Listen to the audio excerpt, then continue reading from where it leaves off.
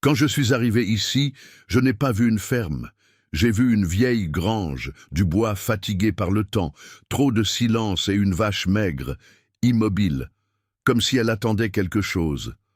De l'autre côté du marais, l'eau stagnante reflétait le ciel, mais de ce côté-ci, tout semblait oublié.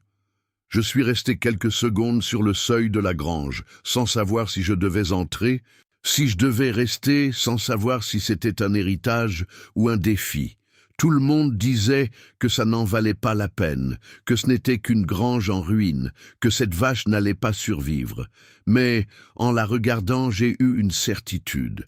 Si je partais, personne ne resterait. Avant de continuer cette histoire, laissez un j'aime sur la vidéo et abonnez-vous à la chaîne pour ne pas manquer les prochains épisodes. Certains disent que nos vies sont écrites avant même notre naissance. Je n'ai jamais su si j'y croyais. Je sais seulement qu'il y a des choses que l'on ne choisit pas et d'autres qui nous choisissent. Je m'appelle Marie Dupont. Je suis la veuve de Gérard. Que Dieu ait son âme. Quand il est parti, cela faisait 8 mois que j'étais seul au monde. Il est mort lentement d'un cancer du poumon, mais je sais que c'était aussi de tristesse. 3 ans plus tôt, nous avions perdu notre fils unique, Pierrot, 7 ans à peine. Une fièvre qui ne baissait pas, l'hôpital trop loin, la route trop mauvaise. Après ça, Gérard n'a plus jamais été le même. Et quand il est parti, c'est comme s'il avait emporté le dernier morceau de moi qui restait. Quand j'ai reçu la nouvelle de l'héritage, je lavais du linge dans un bac loué à l'arrière d'une pension à Rochepierre-sur-Loire, au cœur de la Bourgogne. Mes mains ne connaissaient plus le repos. C'étaient des mains gercées, à force de frotter, tordre, étendre, recommencer. Des mains de veuve pauvre qui doit se débrouiller seule. Je me levais tôt, je travaillais jusqu'à ce que mon corps implore pitié, je dormais peu, je me réveillais à nouveau. Les jours étaient tous les mêmes, identiques et lourds. C'est par un après-midi de chaleur sèche, de celle qui vous brûle la gorge, rien qu'en respirant. Un homme en costume usé s'est présenté à la pension en demandant après moi. Il avait une mallette sous le bras et l'air las de quelqu'un qui avait beaucoup tourné ce jour-là.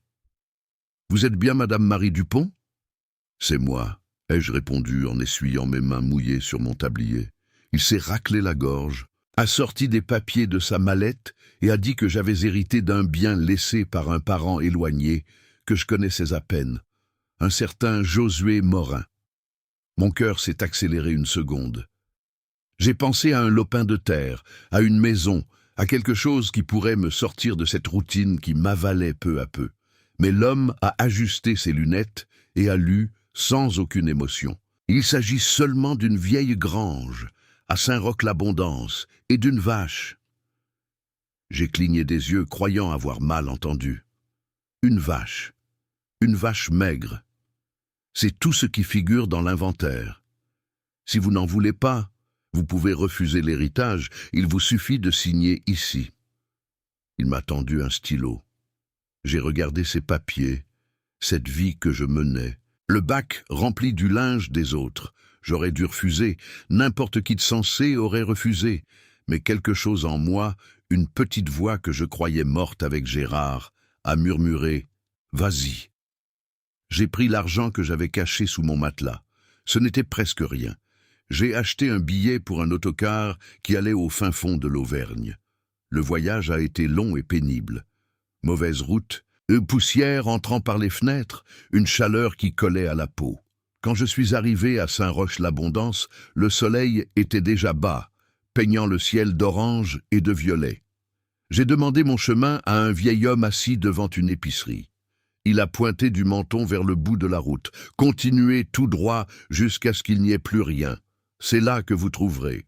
Et c'est exactement ce qui s'est passé. J'ai continué tout droit jusqu'à ce qu'il n'y ait plus rien, juste de la terre rouge, de l'herbe sèche, une clôture effondrée et le silence. La grange se tenait là, seule, jetée comme si le monde l'avait oubliée. Bois tordu, toit affaissé d'un côté, porte ne tenant plus que par un fil. On aurait dit qu'elle allait s'effondrer d'un moment à l'autre. J'ai poussé la porte avec précaution. Elle a grincé lugubrement. L'odeur d'abandon m'a frappé de plein fouet. Moisissure, vieille poussière, solitude. La lumière du crépuscule filtrait par les fentes du toit, dessinant de fines raies sur le sol en terre battue. Et c'est là que je l'ai vue. Une vache blanche, immobile dans un coin, si maigre qu'on pouvait compter ses côtes une par une. Ses pattes tremblaient, ses yeux étaient caves, sans éclat. L'abreuvoir était vide, le sol sec. Aucun signe que quelqu'un se soit occupé de cet animal depuis longtemps. Elle était là, seule, attendant de mourir. Elle m'a regardé. Elle n'a pas meuglé, n'a pas bougé. Elle a juste regardé. Un regard las de celle qui a tout abandonné, qui n'attend plus rien de personne. Sur un vieux papier cloué à une poutre, presque effacé par le temps et la poussière, un nom était écrit d'une écriture maladroite. Rose. J'ai laissé tomber ma valise et j'ai pleuré. J'ai pleuré parce que c'était tout ce dont j'avais hérité. Une grange en ruine et une vache à l'agonie.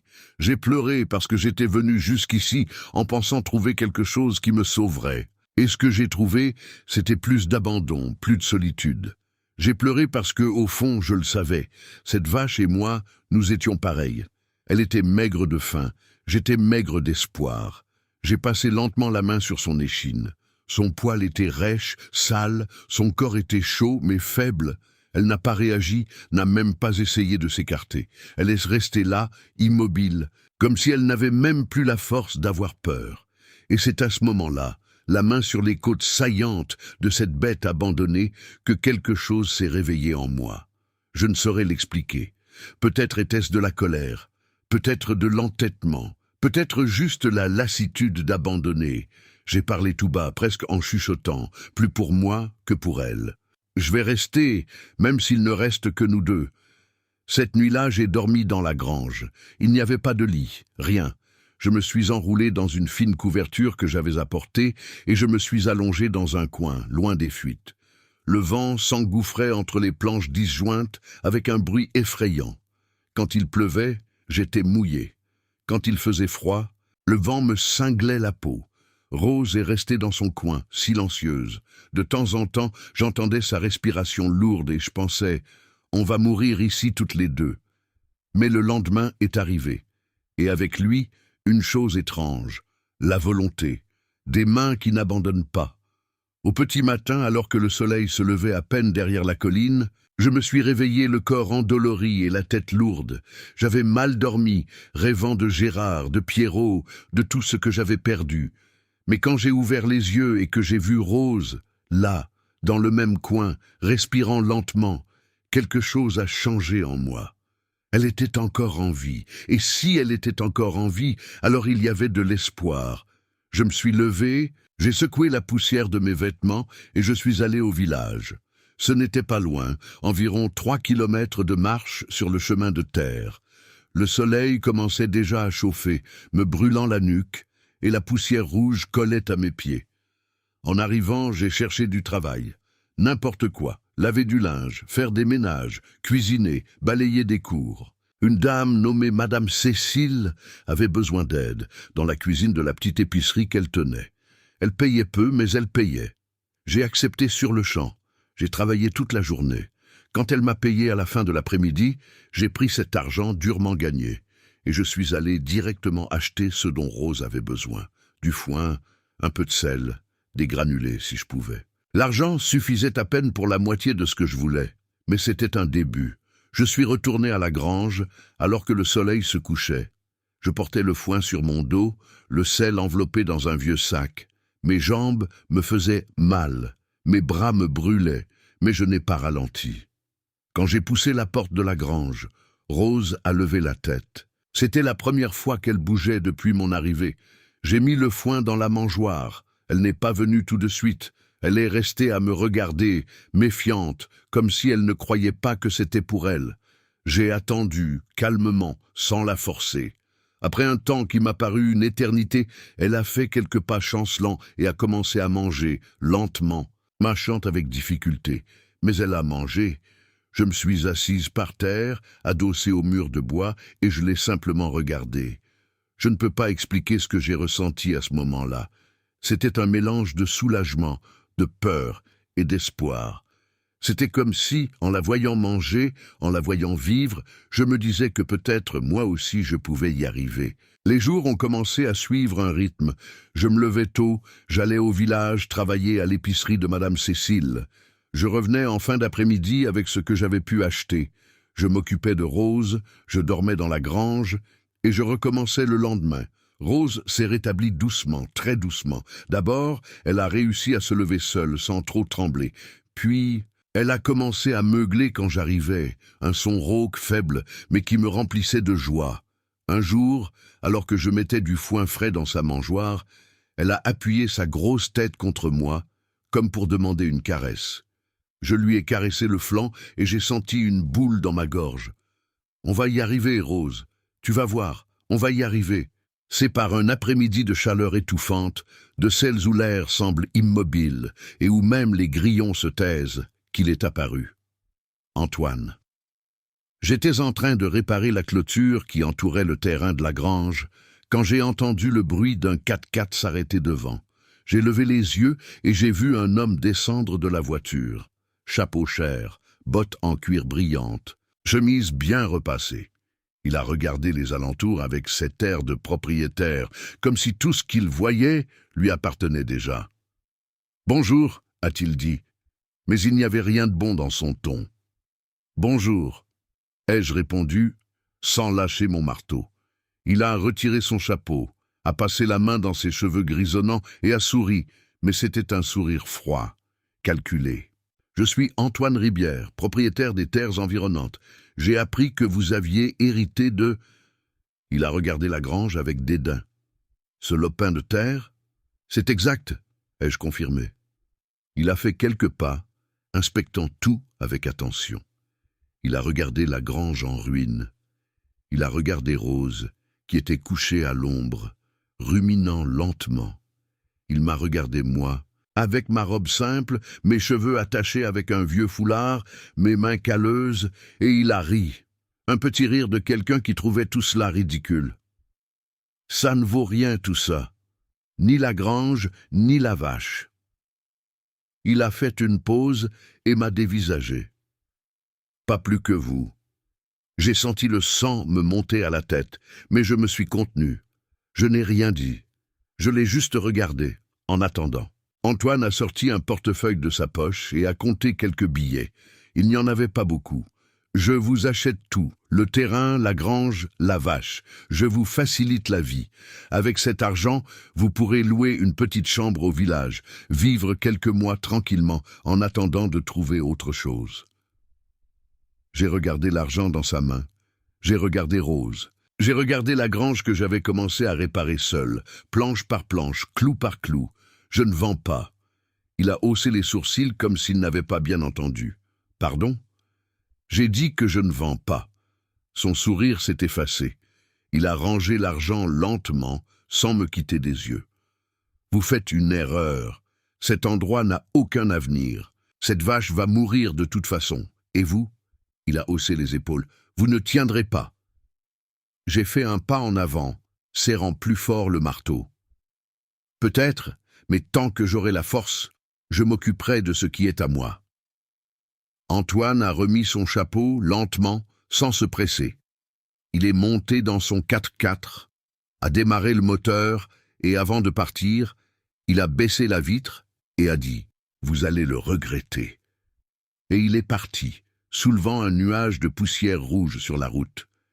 Je suis resté là, seul, le cœur battant à tout rompre. Avait-il raison? Étais-je en train de me battre pour une cause perdue? Rose allait-elle vraiment mourir? Et allais-je me retrouver seul à nouveau sans rien? J'ai regardé vers elle. Rose avait levé la tête et me regardait de ses grands yeux calmes. Et c'est à ce moment-là que j'ai compris. Peut-être que Rose mourrait, peut-être que la grange s'effondrerait, peut-être que je ne tiendrais pas, en effet.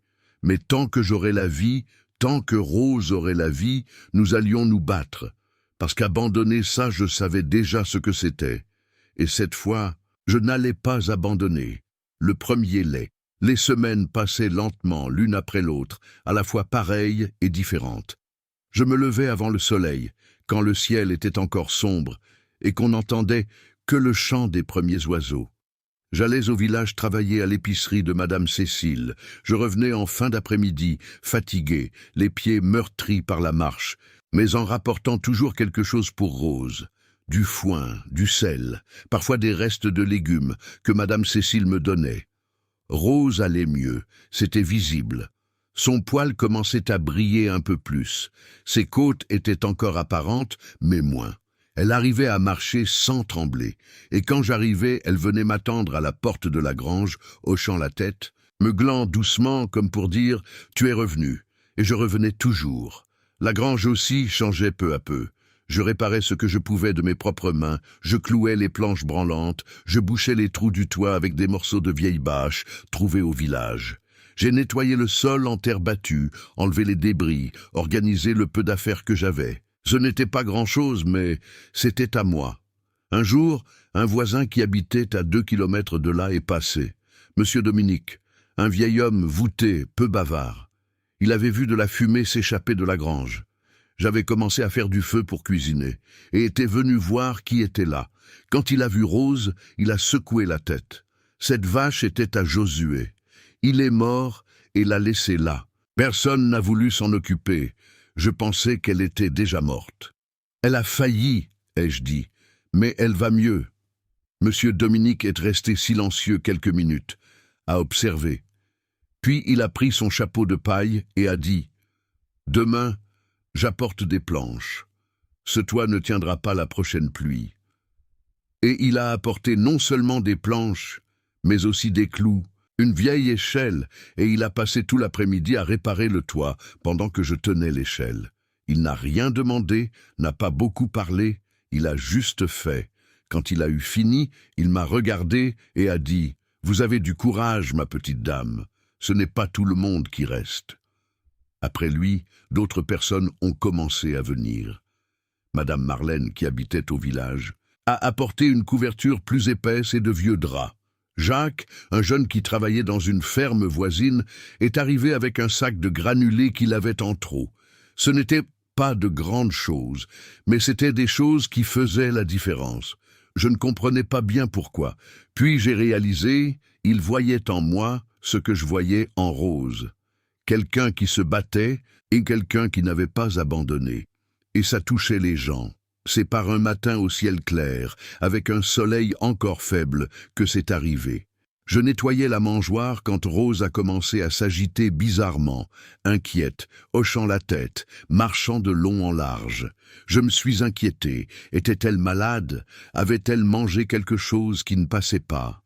Je me suis approché doucement, en lui parlant bas. « Qu'est-ce qu'il y a, Rose? Qu'est-ce que tu as ?» Elle s'est arrêtée, a tourné la tête vers moi, et j'ai vu. Son pis était plein. De lait. Rose avait du lait. Mon cœur s'est emballé. Je ne m'y attendais pas. Je la croyais trop vieille, trop faible. Mais c'était là la preuve que la vie insiste, même quand tout semble perdu. J'ai couru jusqu'à la maison de Monsieur Dominique. Il m'a prêté un vieux seau en métal et m'a appris patiemment comment traire. Je suis retourné à la grange, les mains tremblantes. Rose est restée calme, comme si elle savait ce que j'essayais de faire. Je me suis assise sur un tabouret improvisé, j'ai tenu le seau et j'ai commencé. Au début, il en sortait peu, je n'avais pas le tour de main. Mais, peu à peu, j'ai pris le rythme. Le lait a commencé à tomber dans le seau, faisant ce bruit agréable, fin au début, puis plus plein. Quand j'ai terminé, j'ai regardé dans le seau. Il n'y en avait pas beaucoup, mais c'était du lait, du vrai lait. J'ai appuyé mon front contre le flanc de Rose et j'ai pleuré. J'ai pleuré de soulagement, de gratitude. J'ai pleuré parce que, pour la première fois depuis longtemps, quelque chose réussissait. Merci Rose, merci. Avec le lait, j'ai fait du fromage. Un fromage simple, comme j'avais vu d'autres femmes en faire quand j'étais enfant, à la campagne où j'ai grandi. Je pressais la pâte avec mes mains, je la laissais sécher au soleil, je la salais juste ce qu'il fallait. Le lendemain, je l'ai emporté pour le vendre au village. J'ai mis les fromages dans un vieux panier et j'ai fait du porte-à-porte. Au début, personne n'en voulait. On me regardait avec méfiance. Le fromage de la vache d'une veuve pauvre? Sûrement pas. Mais Madame Cécile en a acheté un. Elle l'a goûté devant tout le monde, en mâchant lentement pensive. « Il est bon, a-t-elle dit. Apportez-en d'autres la semaine prochaine. » Et c'est ce qui s'est passé. La semaine suivante, j'en ai apporté plus. Madame Cécile en a racheté et en a parlé à d'autres. Bientôt, d'autres personnes ont commencé à commander. Gardez-m'en 2. J'en veux 3. L'argent était modeste, mais c'était le mien gagné à la sueur de mon front. Un jour, en revenant du village, j'ai vu quelqu'un près de la grange. Mon sang s'est glacé. J'ai tout de suite pensé à Antoine. Mais ce n'était pas lui. C'était un chien maigre, sale, le poil plein de tiques, les côtes apparentes. Il était à la porte de la grange, regardant à l'intérieur, comme s'il demandait la permission d'entrer. Rose était couchée dedans, en train de ruminer. Elle a regardé le chien l'a regardé, et aucun des deux n'a bougé. Je me suis approché lentement. Le chien a baissé la tête de peur, mais n'a pas fui. « Tu es seul, toi aussi, n'est-ce pas ?» Il a remué la queue faiblement, presque sans force. Je suis entré dans la grange et j'ai pris un morceau de pain sec qu'il me restait. Je le lui ai donné. Le chien a mangé vite, désespérément, comme s'il n'avait pas mangé depuis des jours. « Tu peux rester, ai-je dit. Il y a de la place ici. » Et il est resté. Cette nuit-là, le chien a dormi près de Rose. Elle n'a pas semblé s'en soucier, et j'ai dormi près d'eux, écoutant leur respiration calme, sentant que peu à peu, cet endroit qui n'avait été qu'abandon était en train de devenir autre chose. Il devenait un foyer, la tempête. Les choses s'amélioraient, lentement, mais elles s'amélioraient. Rose n'était plus cette vache maigre à l'agonie. Elle avait pris du poids, son poil brillait au soleil et le lait venait chaque jour, toujours à la même heure. Le chien que j'avais appelé Tonnerre à cause du bruit qu'il faisait en courant était plus fort aussi. Son poil était encore rare, mais ses yeux avaient retrouvé leur éclat. Il me suivait partout. Et quand je partais au village, il restait couché devant la porte de la grange, attendant mon retour. La grange était différente. Ce n'était plus cet endroit en ruine. Avec l'aide de Monsieur Dominique et d'autres gens du village qui passaient de temps en temps, nous avions réparé le toit, renforcé les murs, bouché les plus grandes fentes. J'avais même planté quelques fleurs devant, dans de vieilles boîtes de conserve. Ce n'étaient pas de belles fleurs, mais c'étaient des fleurs, et ça changeait tout. Les fromages se vendaient de mieux en mieux. Madame Cécile en achetait maintenant 10 par semaine. D'autres villageois aussi. Même des gens de l'extérieur commençaient à venir, disant qu'ils avaient entendu parler du fromage de la veuve. Je gardais l'argent dans une boîte en fer cachée sous une planche du plancher. Ce n'était pas beaucoup, mais c'était assez pour acheter ce dont nous avions besoin. Et parfois, il restait un peu de monnaie. Pour la première fois depuis longtemps, je ne me réveillais plus avec la peur du lendemain. Mais la vie a une façon de nous rappeler que rien n'est jamais acquis. C'était une fin d'après-midi de novembre. La chaleur était insupportable, de celles qui rendent l'air lourd, immobile, difficile à respirer. Même les oiseaux ne chantaient pas. Le ciel, qui était clair le matin, a commencé à s'assombrir rapidement. Des nuages noirs, bas, chargés, ont tout envahi. Monsieur Dominique est passé sur la route et a crié de loin « Marie, une grosse tempête arrive, et fermez tout !» J'ai senti mon cœur se serrer. J'ai regardé la grange. Allait-elle tenir? Nous l'avions réparée, mais ce n'était pas une construction neuve. C'était du rafistolage. Et si le vent était trop fort, j'ai couru à l'intérieur et j'ai commencé à me préparer. J'ai fermé la porte avec une poutre en bois. J'ai poussé des sacs de granulés pour caler les parties les plus fragiles du mur. J'ai fait rentrer Rose dans le coin le plus abrité. Tonnerre s'était déjà glissé sous une vieille étagère, tremblant. « Calme-toi, Tonnerre, ça va passer. » Mais je ne savais pas si ça allait passer. Le vent a commencé doucement, puis a forci, encore et encore. Les planches de la grange ont commencé à gémir, à craquer, comme si elles appelaient au secours. La pluie est arrivée d'un coup, violente, frappant le toit avec une force qui semblait vouloir tout arracher. Des éclairs zébraient le ciel, illuminant l'intérieur de la grange de cette lumière blanche et effrayante. Le tonnerre faisait trembler le sol. Rose a commencé à s'énerver. Elle se levait, se couchait, se relevait, secouant la tête, meuglant fort. J'essayais de la calmer en la caressant, en lui parlant doucement, mais ma propre voix tremblait. C'est alors que j'ai entendu le bruit, un bruit horrible, de bois qui se brise. J'ai levé les yeux et j'ai vu une partie du toit s'arracher. L'eau a commencé à s'infiltrer avec force, formant des flaques sur le sol en terre battue. Le vent entrait par les fentes, produisant un sifflement aigu, désespérant. « Non, non, non !» ai-je murmuré, sentant le désespoir monter. J'ai attrapé une vieille bâche et j'ai essayé de couvrir la partie ouverte, mais le vent l'arrachait à chaque fois. La pluie mouillait tout. Rose meuglait de plus en plus fort, effrayée. Tonnerre gémissait, recroquevillé. Et c'est à ce moment-là, au milieu de la tempête, au milieu de la peur, que tout est revenu. Pierrot, Gérard, le sentiment d'être seul. Le sentiment que peu importe mes efforts, à la fin je perdais toujours. Toujours. Je me suis assise sur le sol mouillé, les mains tremblantes, et j'ai pleuré. J'ai pleuré de fatigue, de peur. J'ai pleuré parce qu'il me semblait que le monde entier s'effondrait à nouveau sur moi. « Pourquoi ?» ai-je crié, sans savoir à qui je m'adressais. « Pourquoi à chaque fois que je commence à y croire, une tempête vient tout détruire ?» Rose s'est approchée de moi, a posé sa grosse tête sur mon épaule.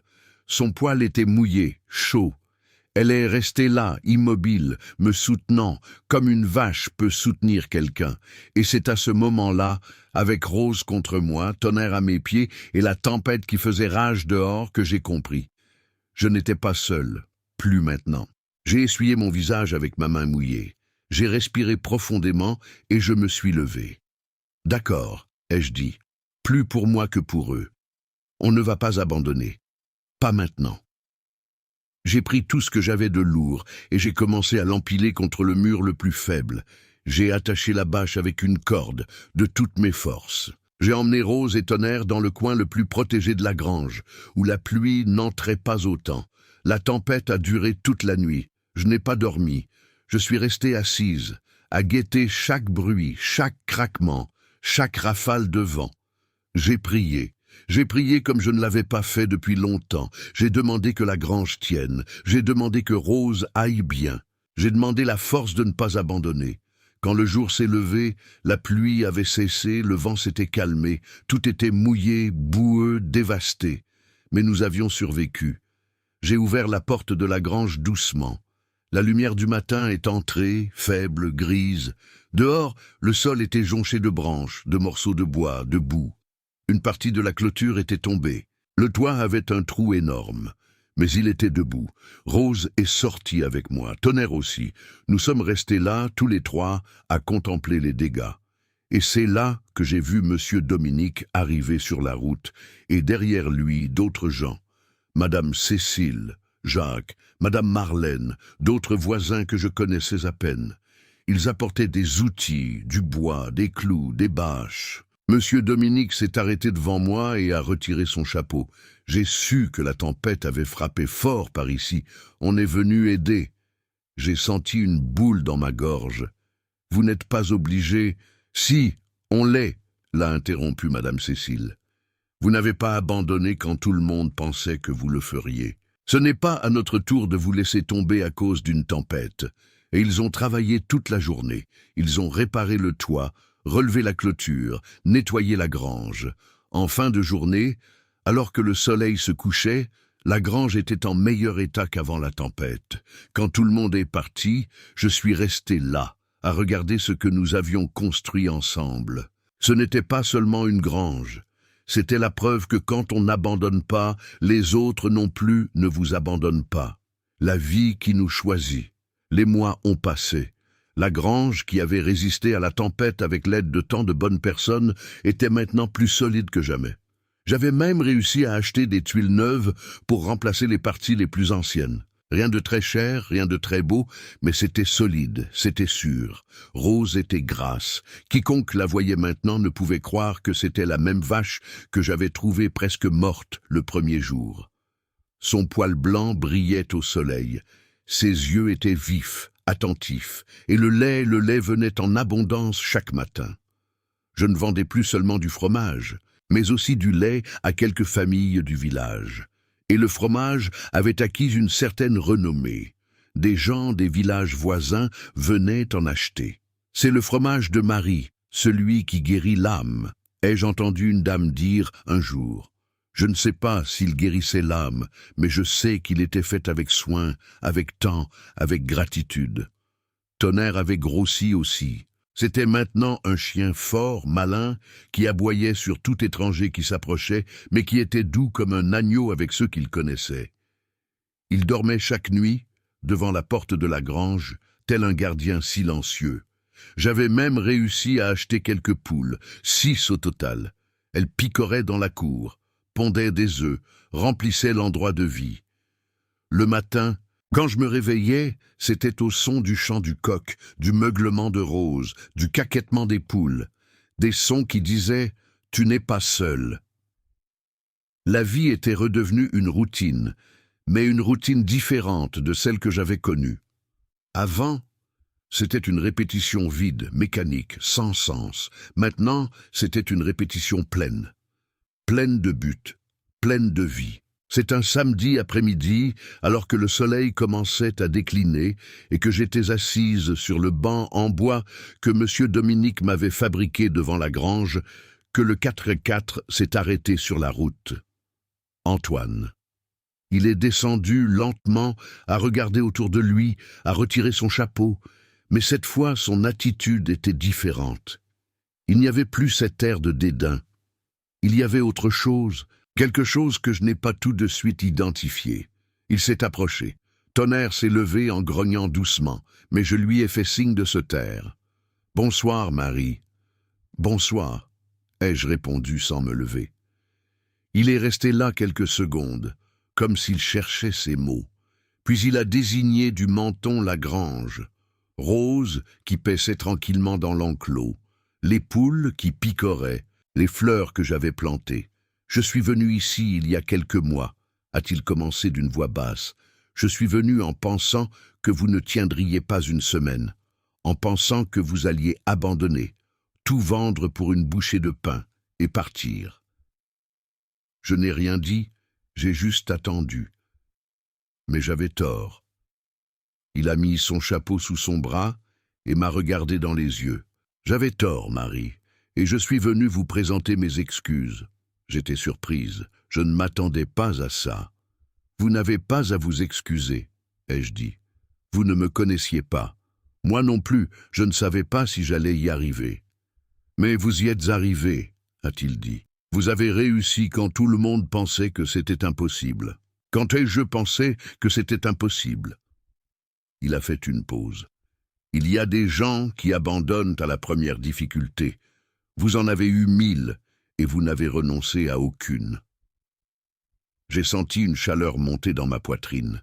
Ce n'était pas de la fierté, c'était autre chose. C'était de la reconnaissance que je m'étais battu et que la lutte en avait valu la peine. « Je suis venu vous faire une proposition, » a continué Antoine. « Pas pour acheter, mais pour aider. J'ai un camion qui livre des produits à la grande ville. Fromage, lait, ce genre de choses. Si vous voulez, je peux prendre les vôtres aussi, sans rien vous facturer. Juste pour vous aider à vous développer. » Je l'ai regardée, méfiante. « Pourquoi voulez-vous m'aider ?» Il a eu un demi-sourire là. « Parce que j'ai été comme vous, seul, à me battre, et des gens m'ont aidé quand je ne le méritais pas. C'est à mon tour d'aider. » Je suis restée silencieuse quelques secondes, puis je lui ai tendu la main. « J'accepte. » Il m'a serré la main fermement. Et quand il est parti, je suis restée assise là, à regarder l'horizon, sentant que quelque chose avait changé. Pas seulement à l'extérieur, mais à l'intérieur aussi. Cette nuit-là, après avoir trait Rose, nourri les poules et caressé Tonnerre, je me suis de nouveau assise sur le banc et j'ai regardé le ciel. Les étoiles commençaient à apparaître une à une, remplissant le ciel sombre de petits points de lumière.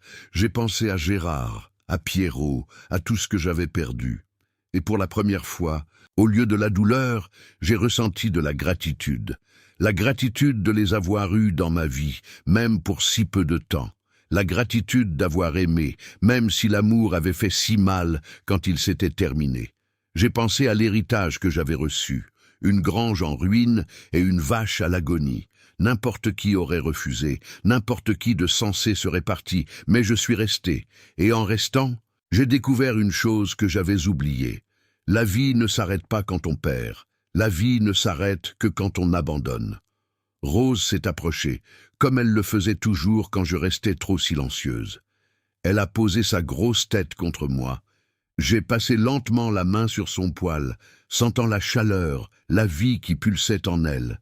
« Tu sais, Rose, » ai-je dit tout bas, « au début, je pensais être venu ici pour te sauver, mais la vérité, c'est que c'est toi qui m'as sauvé. » Et c'était vrai. Quand j'avais trouvé Rose, maigre, abandonnée, à l'agonie, j'avais vu en elle ce que j'étais à l'intérieur, vide, sans espoir, attendant la fin. Mais en m'occupant d'elle, en la voyant aller mieux jour après jour, en voyant la vie revenir peu à peu, j'ai commencé à comprendre que si elle pouvait y arriver, moi aussi. Elle m'a appris que même quand tout semble perdu, on peut recommencer. Que même quand on est seul, on peut trouver de la compagnie. Que même quand le monde entier dit que c'est sans espoir, on peut encore espérer. Je me suis levé et j'ai regardé autour de moi. La grange, l'enclos, les poules, Tonnerre couché à la porte, Rose à mes côtés. Tout cela avait commencé comme l'héritage d'un parent que je connaissais à peine. Ça avait commencé comme un abandon, une solitude, une fin. Mais c'était devenu un commencement. Je suis entré dans la grange et j'ai pris le vieux papier où était écrit son nom, Rose. J'ai regardé cette écriture maladroite, presque effacée. Qui avait écrit ce nom? Josué. Quelqu'un d'autre qui s'était occupé d'elle avant? Peu importait. Ce qui importait, c'est que Rose était arrivée jusqu'à moi et moi jusqu'à elle, et qu'ensemble, nous avions construit tout ça. J'ai rangé le papier avec soin dans une boîte où je gardais le peu de choses importantes que j'avais. Je suis retourné dehors. Rose attendait toujours. J'ai enlacé son cou et j'ai appuyé mon front contre le sien. « Merci », ai-je murmuré. « Merci de ne pas avoir abandonné. Merci de m'avoir appris à ne pas abandonner. » Cette nuit-là, en me couchant dans mon coin de la grange, sur le simple matelas que j'avais acheté avec l'argent des fromages, j'ai écouté les bruits de la nuit, le vent dans les planches, le chant des grillons, la respiration calme de Rose, le léger ronflement de Tonnerre. Et pour la première fois depuis des années, j'ai dormi en paix, parce que j'avais compris. Je n'avais pas hérité de terre, ni d'argent. J'avais hérité d'une vie. Et en la sauvant, j'avais sauvé la mienne.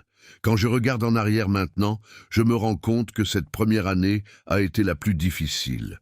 Non pas parce que la nourriture manquait ou que l'argent était rare, même si c'était le cas, mais parce que c'était l'année où il fallait réapprendre à vivre, apprendre que se réveiller le matin pouvait avoir un sens, apprendre que s'occuper de quelqu'un, même d'une vache et d'un chien, remplit le cœur d'une manière que j'avais oubliée.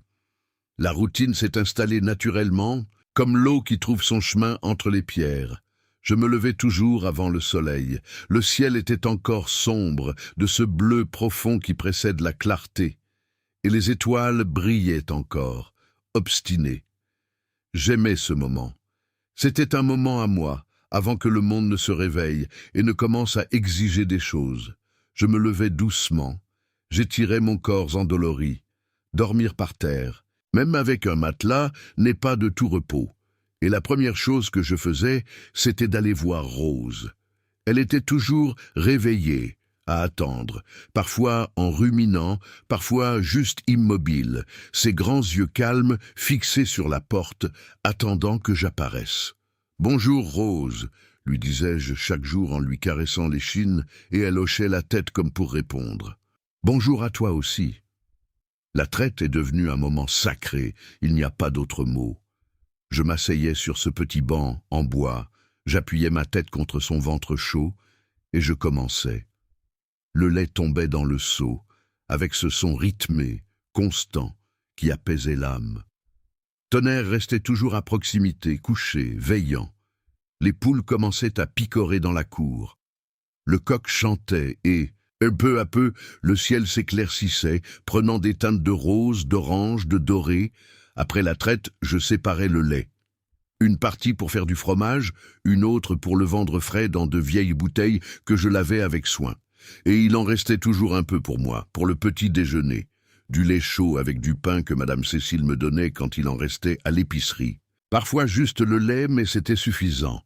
Faire du fromage est devenu un art.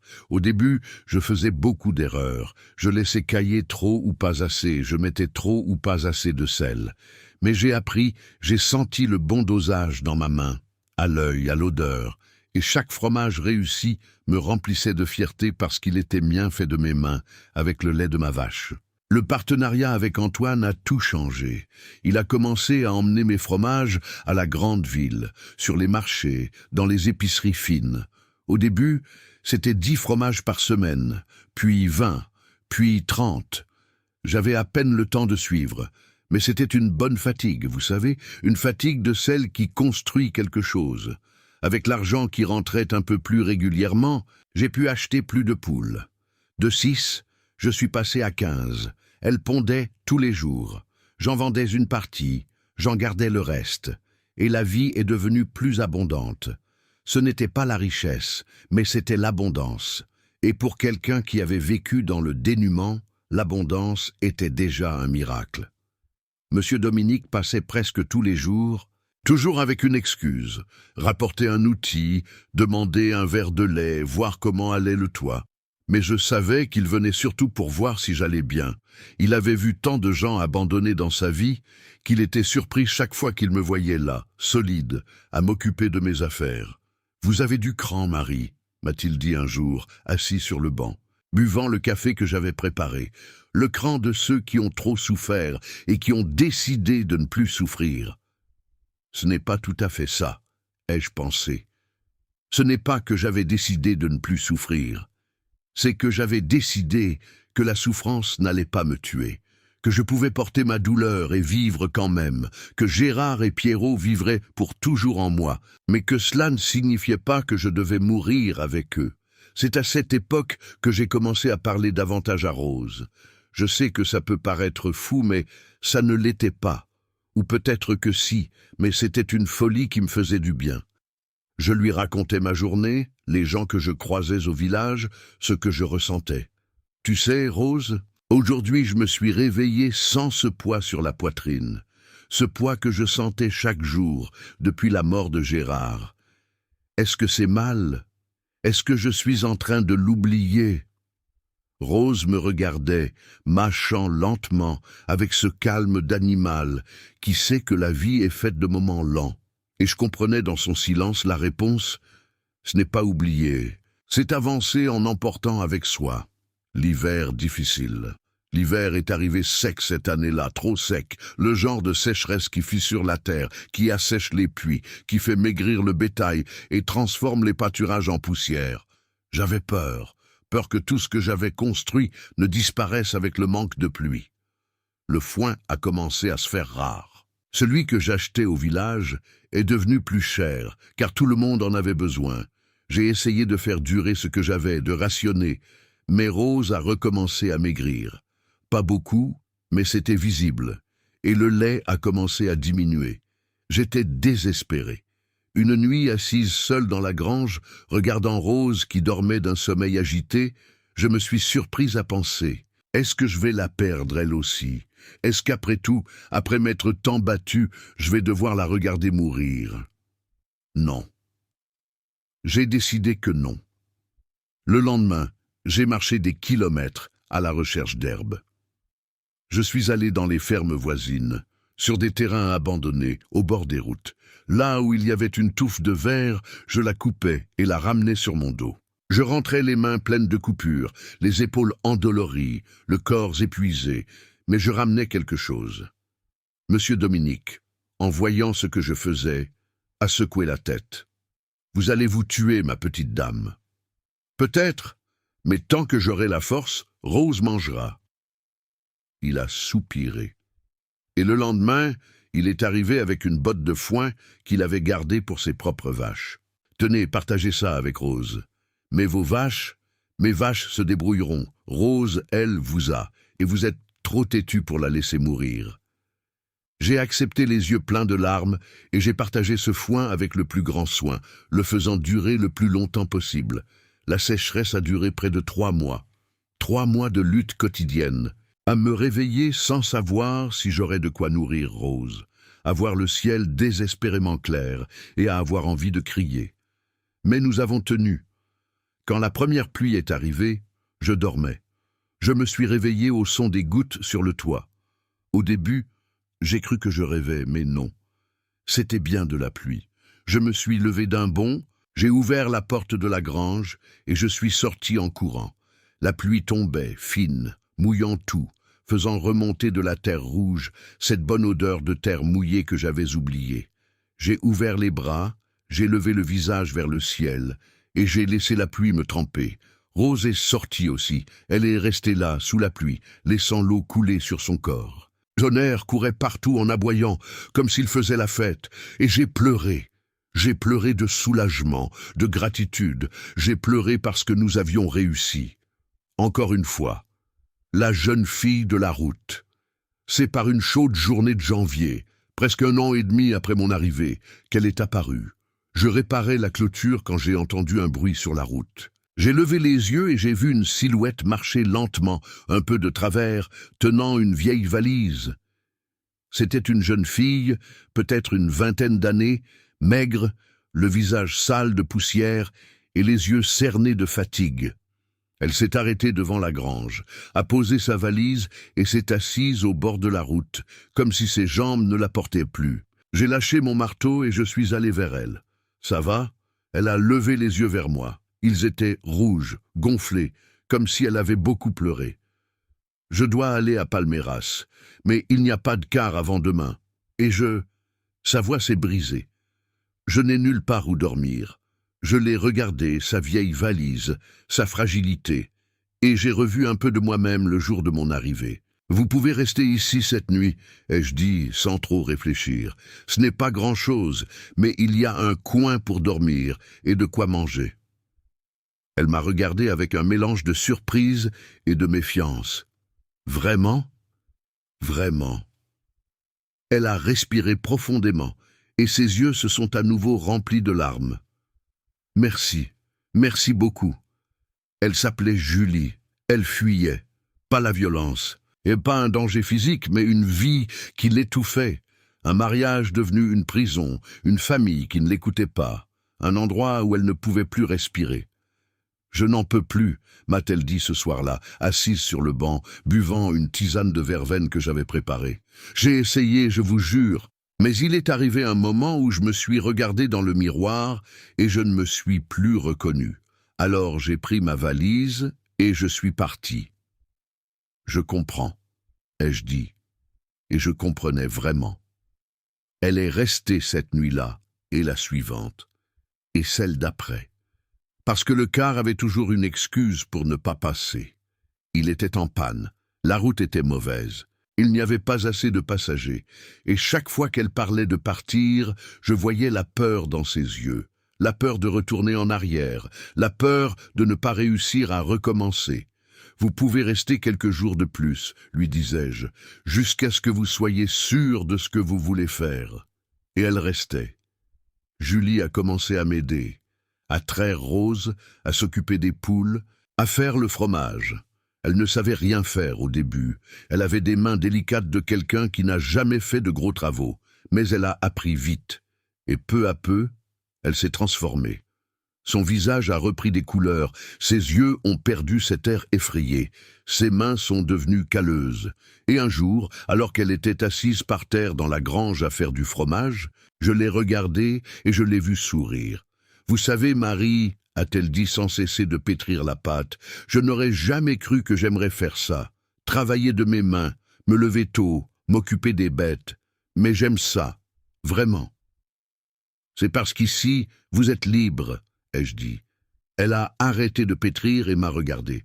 « Oui, je crois que c'est ça. » Julie est restée 3 mois.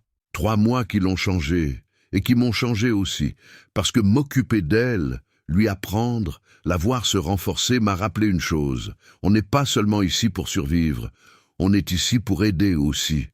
Quand elle est finalement partie, parce qu'elle avait trouvé un travail dans une ville plus grande, dans une ferme qui cherchait quelqu'un pour s'occuper du bétail, elle m'a manqué. Mais c'était un bon manque, parce que je savais qu'elle allait bien, qu'elle s'était trouvée. Le jour de son départ, elle m'a serré fort dans ses bras et a murmuré Merci de m'avoir offert un abri quand je n'avais nulle part où aller. Merci de m'avoir montré qu'on peut recommencer. C'est moi qui te remercie, ai-je répondu. Tu m'as rappelé pourquoi je suis ici. Les années d'abondance. Les années ont passé lentement, l'une après l'autre, et la vie est devenue plus pleine. L'affaire des fromages a tellement grandi que j'ai dû embaucher de l'aide. Madame Cécile m'a recommandé une jeune femme du village, Nathalie, qui avait besoin de travail. Elle venait 3 fois par semaine m'aider à faire le fromage, à emballer, à organiser. C'était une jeune femme silencieuse, peu bavarde, mais avec des mains fermes et un bon cœur. Avec l'argent qui rentrait plus facilement, j'ai pu rénover la grange pour de bon. Ce n'était plus du rafistolage, c'était une vraie construction. J'ai fait poser un sol, j'ai refait les murs, je l'ai peint en blanc à l'extérieur. J'ai construit une petite chambre séparée juste pour dormir, avec un vrai lit, un matelas neuf, un oreiller moelleux. La première nuit où j'ai dormi dans ce lit, je me suis réveillé en pleine nuit, croyant que je rêvais. J'ai aussi acheté d'autres vaches, 2 au début, puis 3 autres. Aucune ne remplaçait Rose, bien sûr. Rose était la reine.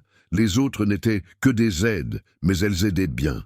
Le lait a augmenté, la production de fromage a augmenté, et l'argent, pour la première fois de ma vie, n'était plus un souci. Mais ce qui me rendait le plus heureuse, ce n'était pas l'argent, c'était de voir cet endroit plein de vie, les vaches qui paissaient, les poules qui picoraient, Tonnerre qui courait après les poussins. Le chien avait vieilli lui aussi. Le poil plus blanc, les mouvements plus lents, mais ses yeux brillaient toujours de la même façon. Monsieur Dominique est mort un hiver. Il s'est endormi paisiblement dans son lit. Quand je l'ai appris, j'ai beaucoup pleuré. J'ai pleuré parce que j'avais perdu un ami. J'ai pleuré parce qu'il avait été l'une des premières personnes à croire en moi quand personne d'autre ne le faisait. À son enterrement au village, beaucoup de gens ont parlé. Ils ont dit combien il était bon, combien il aidait tout le monde. Comment il ne refusait jamais un service.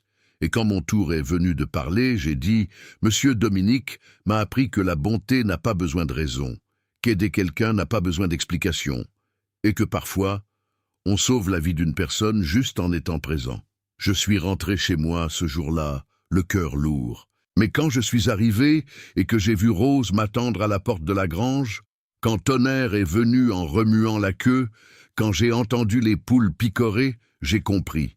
On perd des gens, mais on ne perd pas ce qu'ils nous ont enseigné. Rose vieillit, Rose était vieille, c'était visible. Son poil ne brillait plus comme avant, ses mouvements étaient plus lents. Elle mettait plus de temps à se lever le matin. Le lait avait diminué, pas beaucoup, mais quand même. Je savais que ce jour arriverait, mais je ne voulais pas y penser. J'ai commencé à m'occuper d'elle avec encore plus de tendresse. Je lui donnais le meilleur foin, je la laissais se reposer davantage. Je passais des heures assise à côté d'elle, juste pour lui tenir compagnie, caressant son poil blanc, maintenant plus rare, plus rêche. « Tu es fatiguée, n'est-ce pas, Rose ?» lui disais-je tout bas. « Tu as beaucoup vécu, beaucoup lutté. » Elle me regardait de ses yeux calmes, comme toujours, et j'étais sûr qu'elle comprenait tout. C'est un matin d'automne, avec un ciel orangé et un air plus frais, que j'ai remarqué qu'elle était différente. Elle ne s'était pas levée quand je suis entré dans la grange. Elle était couchée, respirant lourdement, les yeux mi-clos. « Rose !» ai-je appelé en m'approchant doucement. Elle a ouvert les yeux et m'a regardé, mais n'a pas essayé de se lever. Je me suis assise par terre à côté d'elle, j'ai passé la main sur sa grosse tête, sur son cou chaud. « C'est bien !» ai-je murmuré, la voix étranglée par l'émotion. « C'est bien, ma vieille, tu peux te reposer. » Je suis resté avec elle toute la journée. Je ne l'ai pas quittée. Je lui ai parlé de tout ce que nous avions vécu ensemble. De ce premier jour où elle était presque morte, et moi aussi. De la tempête, des gens qui étaient passés par là, de la façon dont elle m'avait sauvé. « Merci », ai-je dit, les larmes coulant sur mes joues. « Merci d'avoir tenu bon. Merci d'être resté avec moi, merci de m'avoir appris à ne pas abandonner. » Rose a fermé les yeux. Sa respiration est devenue plus lente, plus lente, plus lente, et s'est arrêtée. Je suis resté là, tenant sa tête, sentant son corps encore chaud, et j'ai pleuré comme je n'avais pas pleuré depuis longtemps. J'ai pleuré la perte. J'ai pleuré le manque que je ressentais déjà. J'ai pleuré parce que je savais qu'il n'y aurait jamais d'autre Rose. Jamais. Je l'ai enterrée sous l'arbre devant la grange, le même arbre où elle aimait se mettre à l'ombre les jours de chaleur. J'ai creusé la terre de mes propres mains. Ça m'a pris toute la journée. Quand j'ai eu fini, j'ai fait une simple croix en bois et j'ai écrit « Rose, la vache qui m'a appris à vivre ». Pendant des semaines, je me réveillais le matin en espérant la voir là, dans son coin de la grange, à m'attendre. Et chaque fois que je me souvenais qu'elle n'était plus là, ma poitrine se serrait à nouveau. Mais peu à peu, la douleur s'est adoucie. Elle n'a pas disparu, elle ne disparaîtrait jamais. Mais elle est devenue différente. Elle est devenue une douce nostalgie. La nostalgie de quelqu'un qui a vécu quelque chose de beau et qui sait que ça en valait la peine. Recommencer. Encore. Après la mort de Rose, j'ai pensé à abandonner. J'ai pensé à tout vendre et à partir, parce qu'il me semblait que sans elle, plus rien n'avait de sens. Puis j'ai regardé autour de moi, les autres vaches, les poules, Tonnerre, qui était vieux lui aussi, mais me suivait encore partout, Nathalie, qui venait travailler chaque jour et dépendait de cet argent, les clients qui achetaient de mon fromage, tout ce que j'avais construit. Et j'ai compris. Rose était partie. Mais ce qu'elle m'avait enseigné était toujours là. J'ai continué, parce que c'est ce qu'elle aurait voulu. Le temps a passé. 1 an, 2, 3. La grange est devenue une petite ferme. J'ai construit un autre hangar pour faire le fromage. J'ai acheté de meilleurs équipements.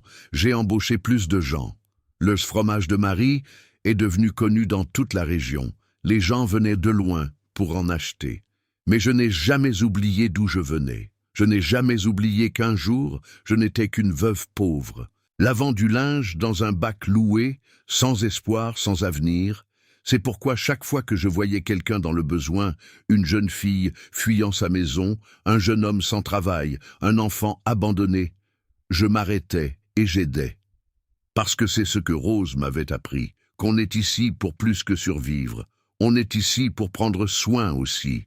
J'ai trouvé la paix, pas la paix de celle qui ne souffre pas, mais la paix de celle qui a souffert et a appris à vivre avec la douleur.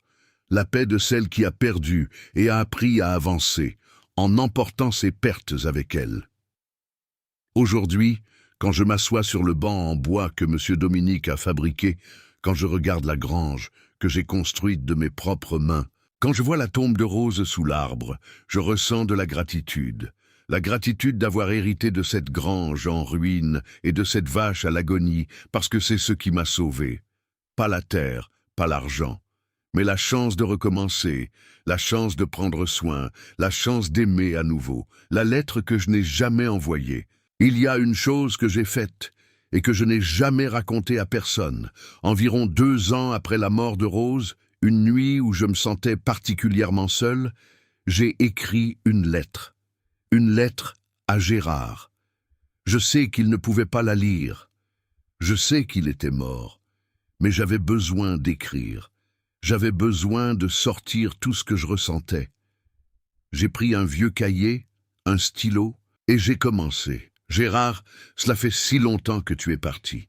Si longtemps que parfois, j'ai l'impression que c'était dans une autre vie. Mais d'autres fois, quand je me réveille la nuit et que j'oublie une seconde que tu n'es plus là, j'ai l'impression que c'était hier. Je voulais te dire que je vais bien. Pas bien comme nous l'étions quand nous étions ensemble, quand nous avions Pierrot, et quand nous pensions que la vie serait toujours belle, mais bien d'une manière différente. Une manière que j'ai apprise après ton départ.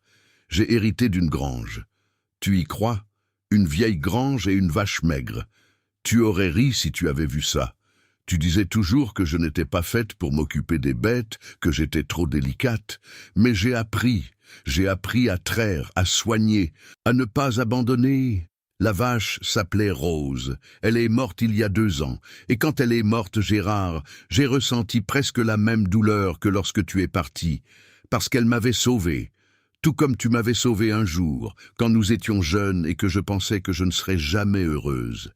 Je ne sais pas si tu peux m'entendre, de là où tu es. Je ne sais pas s'il y a quelque chose après, mais si c'est le cas, et si tu es là, je veux que tu saches. Je ne t'ai pas oublié. Je ne t'oublierai jamais. Toi et Pierrot, vous vivrez pour toujours ici, en moi. Mais j'ai appris à vivre avec la douleur. J'ai appris qu'on peut porter le manque et quand même sourire. J'ai appris qu'on ne trahit pas ceux qu'on aime simplement en continuant à vivre après leur départ. Merci, Gérard. Merci de m'avoir aimé. Merci pour les années que nous avons eues. Merci de m'avoir donné Pierrot, même pour si peu de temps. Je vais continuer ici. Je vais continuer à m'occuper de ce que j'ai construit. Je vais continuer à aider ceux qui en ont besoin, parce que c'est ce que tu m'as appris. Qu'aimer, c'est prendre soin, et je prendrai soin jusqu'à la fin, avec mon amour éternel, Marie. Quand j'ai eu fini d'écrire, j'ai plié la lettre, et je l'ai rangée dans une boîte, avec le papier où était écrit le nom de Rose. Ce sont les deux choses les plus importantes que je possède. Elles n'ont aucune valeur pour personne. Mais pour moi, elles valent tout. L'arrivée de Luna. C'est une fin d'après-midi, alors que le soleil déclinait en peignant le ciel de rouge et de violet, qu'elle est apparue. Une jeune vache, blanche, comme Rose, marchant seule sur la route, sans personne aux alentours. J'ai arrêté ce que je faisais et je me suis approché de la clôture. La vache s'est arrêtée aussi, de l'autre côté de la route, et m'a regardé. « D'où viens-tu » ai-je demandé comme si elle pouvait répondre. Elle n'a pas répondu, bien sûr. Elle est juste restée là, à regarder. J'ai attendu patiemment. Et après quelques minutes, elle a traversé la route et est venue jusqu'à la clôture. Elle a posé son museau dans ma main. J'ai cherché une marque, une identification, n'importe quoi qui pourrait me dire à qui elle appartenait. Il n'y avait rien. J'ai demandé aux voisins. Personne ne savait d'où elle venait. « Elle est à vous maintenant », m'a dit Antoine en venant faire une livraison. Le destin, peut-être. Le destin. J'ai regardé la vache, ses yeux si semblables à ceux de Rose, et j'ai senti quelque chose se serrer dans ma poitrine. Ce n'était pas de la tristesse, c'était de la reconnaissance. « Je vais t'appeler Luna », lui ai-je dit en la caressant, « parce que tu es apparue le soir, comme la lune. » Luna est restée.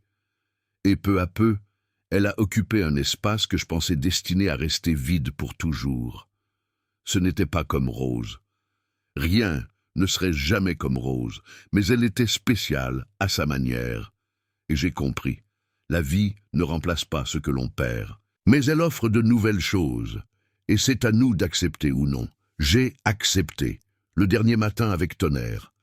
Tonnerre est mort un matin de printemps. Il était vieux, très vieux. Il avait vécu bien plus longtemps que la plupart des chiens. Il n'arrivait presque plus à marcher. Il passait ses journées couché devant la porte de la grange, au même endroit que toujours, à observer. De temps en temps, il levait la queue quand je passais, mais c'était un mouvement faible, las. Ce matin-là, en me réveillant, je suis allé le voir, comme d'habitude. Je lui ai caressé la tête. Il a ouvert les yeux, m'a regardé avec ce regard doux, plein d'amour, puis les a refermés. Et ne les a plus jamais ouverts. Je l'ai enterré à côté de Rose, parce que c'est là qu'il aurait voulu être.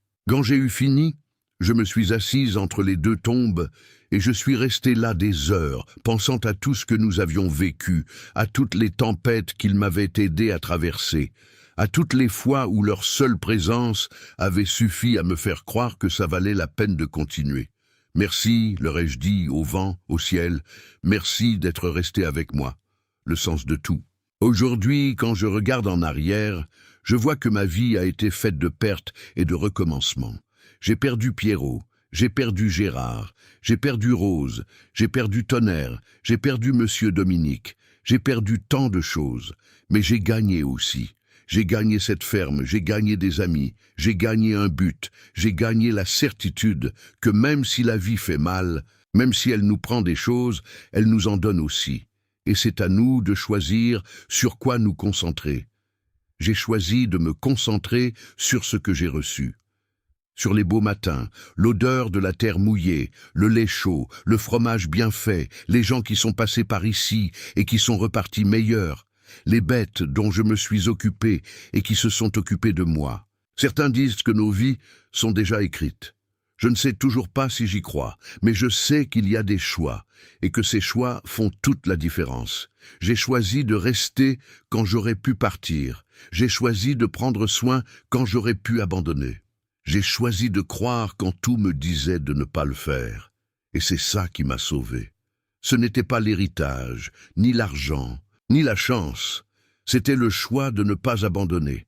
Maintenant, quand le soleil se lève et que je le vois peindre le ciel de doré, quand je vois Luna qui paie, les poules qui picorent, tout ce que j'ai construit, je ressens la paix. Une paix que je pensais ne plus jamais ressentir. Et je remercie. Je remercie Josué de m'avoir laissé cette grange.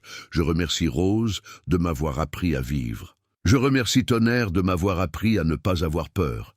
Je remercie Monsieur Dominique de m'avoir appris la bonté. Je remercie toutes les personnes qui sont passées par ici et m'ont aidé à construire tout ça. Mais surtout, je me remercie moi-même. D'avoir eu le courage, d'avoir cru, de ne pas avoir abandonné, parce qu'au final, c'est ça qui a fait toute la différence.